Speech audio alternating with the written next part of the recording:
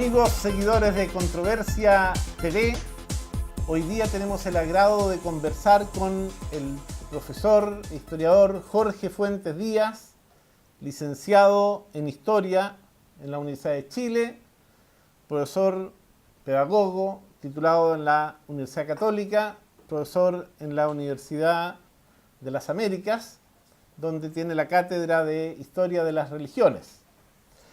En esta ocasión vamos a tocar un tema que ya fue expuesto por el profesor Fuentes en su reciente conferencia de Buenos Aires con ocasión del aniversario de la revista El Pampero Americano. Tenemos como tema controversial nada menos que la cuarta teoría política, enunciada por el pensador ruso Alexander Dugin. ¿Quién es Alexander Dugin, profesor Fuentes? Muchas gracias, Pedro. Bueno, Alexander Dugin es un autor muy prolífico de Rusia, ya ha escrito muchos libros, un ruso que ha escrito muchos libros, ensayista. Nació en el año 1962 y él comenzó su actividad como un disidente, ya en la época soviética, más o menos en la década de los 80, 1980, cuando él tenía 18 años, y él ahí comenzó una visión disidente en un círculo de un poeta ruso que se llama Yevgeny Golovin, y en ese círculo disidente se leían autores tradicionalistas sobre todo, ¿ya? Guénon, Évola, Chuon, lecturas que hacían ellos en la biblioteca Lenin de Moscú, ¿ya? Curiosamente, en la biblioteca Lenin de Moscú estaban todos estos autores tradicionalistas y ahí ellos hacían estas lecturas, ¿ya? ¿Y se ha sabido cómo penetraron esos autores tradicionalistas en una Rusia soviética tan férreamente controlada?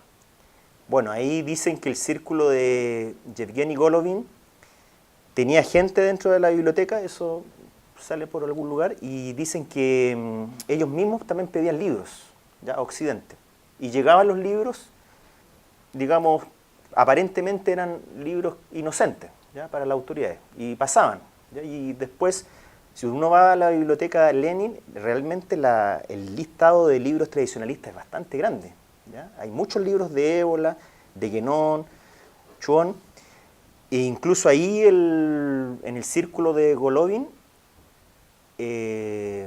Dugin tradujo al ruso, del alemán al ruso, el libro Imperialismo Pagano, de Évola.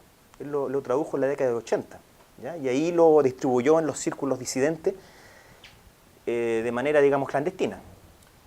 O sea, se podía encontrar con más facilidad literatura tradicionalista, disidente, en las bibliotecas soviéticas que en las bibliotecas occidentales. Aparentemente tenían a disposición muchos libros, ¿ya? Y eso formó estos grupos disidentes. Y en ese círculo disidente se formó Dugin, ¿ya? Por eso es un círculo que lo formó intelectualmente, por eso el tradicionalismo en él está tan bien formado en ese aspecto, ¿ya? Con Évola, Guénon, Chuon, todos estos autores lo formaron intelectualmente. Y después cuando se abrió Occidente, Rusia se abrió a Occidente, la Unión Soviética, ahí él empezó a entrar en contacto, por ejemplo, con la nueva derecha, y ahí también abrió un nuevo abanico de autores que influyeron en Dugin, por ejemplo, Alain de Benoist, ¿ya? Y otros autores más, Robert Steukers y otros más. Entonces ahí él amplió su espectro y ahí se establecieron los contactos. Luego del derrumbe de la Unión Soviética, él junto con otras personas formaron el Partido Nacional Bolchevique, ¿ya? Que era un partido también con una estructura bastante atípica, ¿ya? Porque quería converger tanto las visiones, podríamos decir, más fascistas con las visiones bolcheviques y hacer como una síntesis, ¿ya? Eso fue en la década del 90, después del derrumbe de la Unión Soviética. Y posteriormente, ya con el ascenso de Putin, él ahí ya formó un nuevo movimiento, el movimiento Eurasia, que ya conforma otra, digamos, podríamos decir que conforma otra visión, siguiendo esta misma visión tradicionalista, pero le da otra estructura. ¿Y qué sería el eurasianismo? Bueno, eurasianismo, la misma palabra lo dice. Eurasia es un concepto que une estas dos palabras, Europa y Asia. ¿Ya? Y para Dugin y para todos los eurasianistas, el país que podríamos decir capitaliza este concepto, que lo sintetiza mejor, es Rusia. ¿Ya? Como Rusia, eje central. como eje. ¿Ya? Y entonces Rusia sería como el pivote, la cabeza de este concepto en cuanto a cómo poder expresar políticamente la idea de un imperio.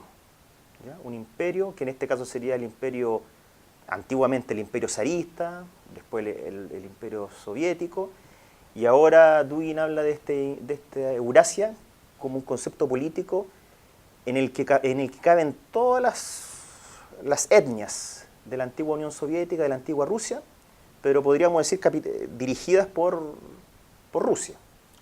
Profesor Fuentes tiene una novedad. El primer libro que se ha publicado en lengua castellana de Alexander Dugin. Háblanos de este libro. Entiendo que es efectivamente la primera publicación en castellano de Dugin y que está publicada por Ediciones Nueva República, dirigida por Juan Antonio Llopart. O sea, en realidad el primer libro de Dugin traducido al español es un libro que fue publicado en el año 1992, que se llama Rusia, el misterio de Eurasia. ¿Ya? Este es el segundo libro publicado en español. ¿Ya? Este fue publicado originalmente en ruso, el 2009. Es una colección de artículos y después ha sido traducido a muchos idiomas, al inglés, al portugués, al francés. Y la edición española es de Ediciones Nueva República. ¿Ya? ¿2014? El 2012. 2012. 2013. ¿Ya? Y es la traducción de la edición inglesa. Se tradujo al español y se ha difundido. Y aquí se podría decir que de toda la actividad de libros, digamos, publicados por Dugin, es uno de los libros que ha dado más que hablar. ¿Ya? Como, sí, ha sido un libro que ha provocado un gran debate. No ha provocado consenso, pero sí ha provocado un gran debate en los círculos alternativos que buscan una alternativa frente a este orden liberal, a este nuevo orden mundial. Ha provocado un debate. ¿Ya? Eso es lo interesante. Hay divergencias, pero ha provocado un debate que ha sido interesante, porque tanto los detractores como los partidarios han debatido mucho este libro. Porque la verdad es que mucho debate conceptual, de filosofía política, no ha habido a nivel mundial en las últimas décadas. Sobre todo de los grupos más bien críticos y alternativos, se ve como bastante desértico, ¿ya? El ambiente de discusión intelectual, ¿ya? Los críticos. No ha existido un debate profundo y crítico con respecto a la globalización. Y yo creo que este libro es un libro que sirve para eso, ¿ya? Para provocar un debate sobre la globalización y sobre el nuevo orden mundial. Sí, porque si vemos lo que se ha hablado sobre la globalización, han sido más bien discursos que la justifican, que la explican, que la avalan, y algunos críticos, ¿no es cierto?, que critican algunos aspectos, queriendo suavizarla o humanizar la globalización. Pero someter la globalización a un debate, parece que eso ha estado ausente del mundo intelectual. Sí, en realidad los libros que más en las últimas décadas han provocado más debates es los libros de Fukuyama, que habla del fin de la historia, que es un libro que era un poco utópico, hablaba de que este nuevo orden mundial iba a traer la paz, iba a traer el consenso, iba a traer la democracia. Y el otro libro es el libro de Huntington, ¿ya? Que habla del choque de las civilizaciones. Pero no habla digamos, la sustancia. ¿Qué puede ser una visión alternativa? ¿Ya? Sí, porque esos libros que menciona el profesor Fuente son más bien justificatorios del fenómeno de la globalización.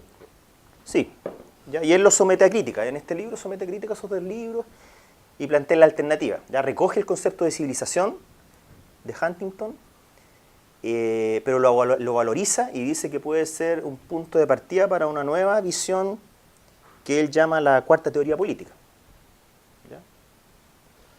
Claro, porque si vemos quiénes pueden elaborar o presentar un cuestionamiento a la globalización, vemos que han sido afectados por la misma globalización. De partida tenemos que la derrota militar de los, entre comillas, nazifascismos en 1945 trajo consigo una represión sistemática de todas las corrientes de pensamiento incluidas dentro de esos fenómenos políticos. Pero, y aún así, han logrado sobrevivir en distintos países. Dentro de esto tenemos, por ejemplo, la misma revalorización de un tradicionalismo integral planteado sistemáticamente por René Guénon, siguiendo las orientaciones de Julio Cébola, que de alguna manera ha sido recogido en distintos brotes neofascistas y nacional revolucionarios. Por otro lado, también tenemos el surgimiento de ese fenómeno ideológico-cultural en Francia con la Nouvelle Droite, que implica toda una renovación de un pensamiento que contrasta con lo que vence en 1945. Y vemos que a lo largo de estas últimas décadas se ha ido hacia la entronización de un pensamiento único global que se quiere imponer y que se demoniza y se sanciona incluso judicialmente en algunos extremos a quienes no suscriben los dogmas del pensamiento único global. Sí, el pensamiento políticamente correcto. Y ahí podríamos decir la originalidad de Dugin fue recoger todas estas visiones críticas y tratar de hacer algo coherente. ¿Ya? Por ejemplo, como tú dices, el tradicionalismo de Guénon de Ébola, la nueva derecha, y recoger, por ejemplo, a este gran filósofo alemán Heidegger y también integrarlo a esta concepción alternativa. ¿Ya? Él le quería hacer eso, quería hacer una síntesis alternativa. ¿Ya? Podríamos decir crítica de la modernidad. Y él ahí hace una crítica recogiendo todo lo valorizable de las diversas teorías políticas. Por ejemplo, él plantea que frente a la primera teoría política, que sería el liberalismo, existe una segunda teoría política que sería el marxismo, ¿ya? Y la tercera teoría política que serían toda la variedad de fascismos, ¿ya? Y frente a esas tres teorías, él plantea una cuarta teoría política que sería recoger frente a este éxito, a este triunfo liberal, frente al triunfo de la primera teoría política. Él lo que plantea es recoger todo lo valioso que pudieron tener la segunda teoría política, que sería el marxismo, o la tercera teoría política, que serían los fascismos, recoger todo lo valioso e integrarlos a esta cuarta teoría política. ¿Ya? Entonces él, en esta visión, él recoge esto y plantea esta visión alternativa, ¿ya? Que es debatible, que uno puede ahí ver qué puntos son fuertes o débiles, pero él lo plantea. Pero también recogiendo algunos elementos del liberalismo, como la valorización de la individuación, por ejemplo. Él valoriza la libertad, pero no, critica el individualismo. ¿Ya? Critica el individualismo. Yo diría que él es un gran crítico, el gran adversario. Él dice que el gran adversario es esta visión liberal triunfante. Después de la caída del comunismo, él dice que el gran triunfador es esta visión única, ¿ya? Este pensamiento único, liberal, que triunfó en el mundo y que está encarnado en los Estados Unidos. ¿Ya? Y él lo considera que ese es el gran adversario para elaborar una visión alternativa. ¿Ya? Entonces, por eso él es muy crítico y en realidad recoge muy pocas cosas de esa primera teoría política. Más bien recoge más cosas de la segunda teoría política, el marxismo, y de la tercera teoría política, el fascismo. Y de ahí, por eso, en una época él acuñó el concepto difundió el concepto de nacional bolchevique, dando importancia a esas dos teorías políticas que él quiere recoger críticamente. ¿ya? Valoriza algunos aspectos y los recoge en esta nueva visión que es la cuarta teoría política. Entonces se contrapone fundamentalmente con el pensamiento liberal triunfante con la globalización en general, pero también triunfante militarmente en 1945 y triunfante políticamente en los alrededores de 1990 con la desmembración del sistema soviético, con el surgimiento de Estados Unidos como una potencia unipolar. Sí. Ahora, eso va aparejado también con que el liberalismo triunfante tiene pensadores que articulan su pensamiento, cosa que no se ve dentro del marxismo en las últimas décadas, en que ese vacío intelectual del marxismo de alguna manera preanuncia su derrota política de 1990. En ese sentido, podemos ver Dugin como rescatando algunos elementos del marxismo y, como decías tú, combinándolos con elementos del fascismo. Sí, sí, revaloriza algunos conceptos, algunas ideas. Por ejemplo, él se basa, por ejemplo, en del comunismo, él habla del mito, ¿ya? El mito que es subyacente al marxismo, que sería el mito del paraíso perdido, ¿ya? El paraíso original y el paraíso final, que sería la meta final, que sería el comunismo. Entonces él dice que ese mito, que está subyacente al marxismo, uno lo puede rescatar, ¿ya? Lo puede rescatar y valorizarlo en el sentido de mito, no en el sentido de algo falso, sino en el sentido de una verdad interna que puede ser movilizante, ¿ya? Para una sociedad. Y con respecto al fascismo también, ¿ya? Todo el mito del etnos, ¿ya? La comunidad. Entonces, por eso él, por ejemplo, cuando habla del sujeto político, él habla de que el sujeto político en la primera teoría política era el individuo. El sujeto político de la segunda teoría política sería la clase social para el marxismo. Y de la tercera teoría política del fascismo y el nazismo sería el Estado y la raza, ¿ya? Y él dice que eso es valorizable, el concepto de raza, de etnos, de etnia, se puede rescatar, digamos, para defenderlo frente a este etnocidio que plantea el liberalismo mundial y puede servir como una defensa frente al mundialismo. Entonces hay que rescatar toda la variedad de etnias, de culturas y de religiones del mundo, y esas son la base de las diversas civilizaciones. Y esa es la importancia que él plantea a la cuarta teoría política, porque él dice que no es una teoría única.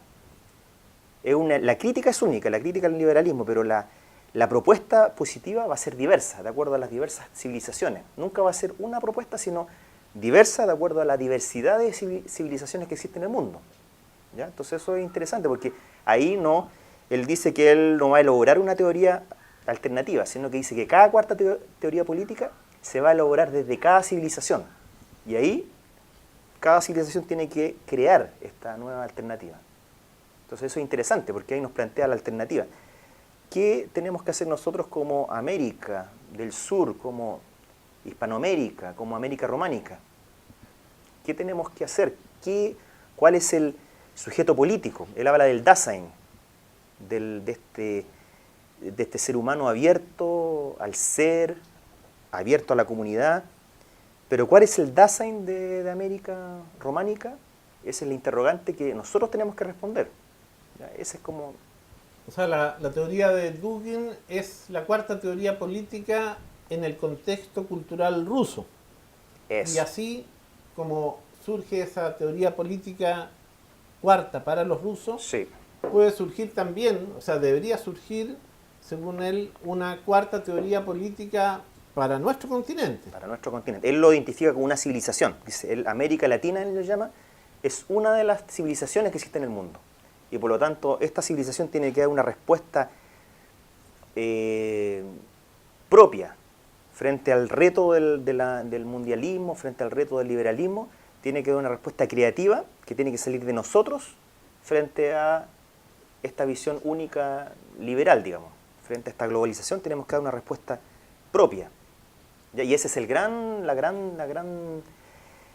reto que tenemos, ¿ya? ¿de dónde va a emerger esto? ¿Cómo nosotros podemos hacer emerger, crear esta visión que sea compartida por todos nuestros pueblos? Ese es como el gran reto, ¿ya? Eso lo están haciendo, por ejemplo, Dugin en Rusia, a lo mejor en Europa también, en varios países, el mundo musulmán también lo está haciendo, pero ahora hay que ver si nosotros somos capaces de ese reto, de hacer crear, emerger esta nueva visión, una nueva visión alternativa. O sea, se necesitaría un Dugin de nuestra América. Sí, pues, se necesita una segunda parte de este libro, pero elaborada desde América, donde se crea esta visión desde América. ¿Ya? Viendo las cosas un poco más ampliamente, se podría decir, con una simplificación dialéctica, que la modernidad podría ser una tesis, la modernidad liberal, incluyendo los marxismos y los fascismos como tesis, y que la antítesis sería la globalización real que ha producido, que existe actualmente, y que la síntesis vendría dada por una aplicación del tradicionalismo. Yo plantearía que más bien la cuarta teoría política es una síntesis de la segunda y la de tercera teoría política, ¿ya? Frente a esta globalización liberal, como te dije antes en la pregunta anterior, ¿ya? Entonces revaloriza los conceptos, digamos, utópicos del marxismo, de la visión del paraíso, y la visión del etnos de la tercera teoría política, revalorización del pueblo, de la comunidad, ¿ya? Entonces yo diría que esa sería la síntesis que plantea la cuarta teoría política. Bueno, estos han sido algunas pinceladas solamente al pensamiento de Dugin, un pensamiento que es mucho más vasto. Hemos podido tocar solamente algunos elementos introductorios, básicos. El tema da para mucho más, pero en esta ocasión tenemos eso como puntos tratados. Agradecemos al profesor Fuentes por esta ilustración de lo que está en el debate político intelectual a nivel mundial, aunque algunos no quieran que esto se plantee. Ya. Controversia.